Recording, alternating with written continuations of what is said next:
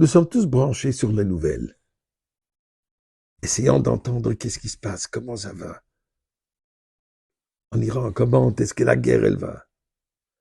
On entend les nouvelles extraordinaires, les miracles, on entend les réussites qui sont au-delà de tout ce qu'on peut s'imaginer. Et en même temps, malheureusement, on entend aussi les pertes de vie. 9 à Beth Shemesh, une personne à Tel Aviv, tant de blessés. D'un côté, nous célébrons, on a le cœur déchiré. Mais est-ce que c'est tout ce que nous devons faire? Juste écouter les nouvelles? Eh bien, je voudrais en parler un peu, mais c'est si après qu'on a remercié Dieu pour tous les miracles, et on prie, Ribbon Sholom, qu'il n'y ait pas aucune perte de vie, bien sûr, d'Eretz Israël, ou de toute personne innocente. מזמור לסוי דרילה דן קולות איב דסדן בשמחו בואי לפון ברדן דוק דן למהו אסון ולא נחלם בצמריסוי בואי שור בסוי לחצריסי בסילה הויד לבח שמוי כי טוב אדוני לעולם חסדו וידו ודור אמונתו.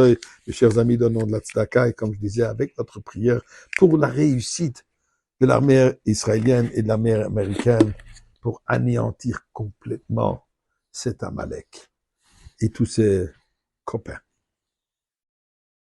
La tête, elle a déjà été décapotée, mais les mains et les pieds sont encore dangereux. Le jeûne d'Esther aujourd'hui, c'est un moment de réflexion. Ce qui est intéressant, qu'on entend dans les nouvelles, que les Iraniens, ils ont changé leur technique de la dernière fois. Dans le passé, tous les bombes qu'ils envoyaient étaient plutôt vers les bases d'armée, en grande majorité. Aujourd'hui, pas du tout. Où est-ce qu'ils envoient leurs bombes?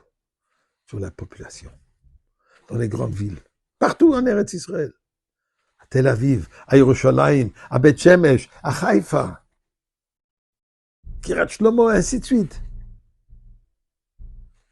Il nous rappelle quelque chose. C'est pas seulement l'armée. Nous sommes tous l'armée.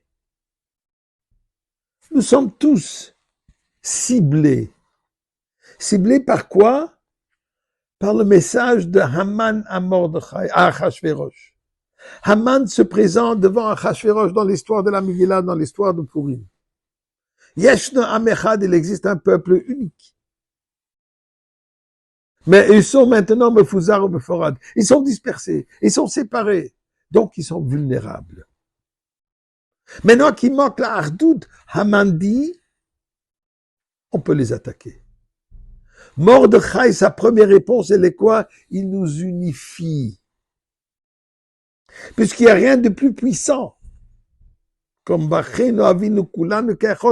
nous sommes tous unifiés. Première chose, nous devons nous unifier. Accepter chacun tel qu'il est. Nous sommes une famille, frères et sœurs. On se supporte, on s'aime. Même si on est en désaccord d'opinion, pas de désaccord de cœur.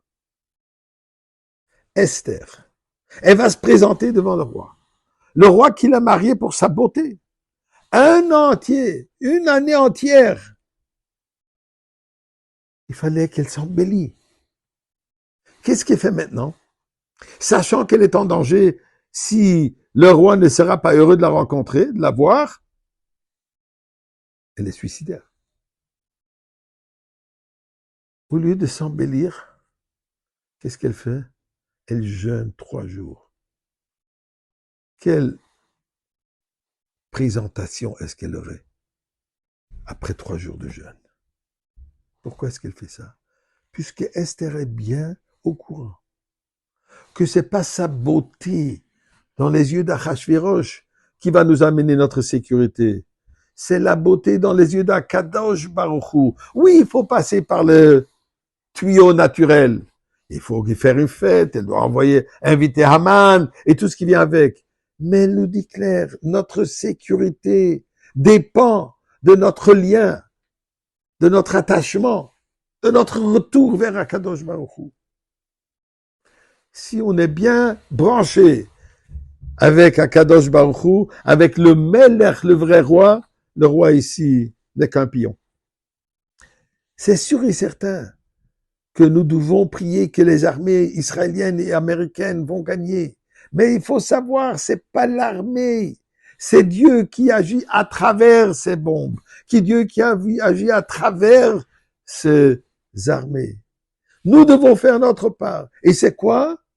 Fêter Purim. Ce soir, écoutez la lecture de la Megillah.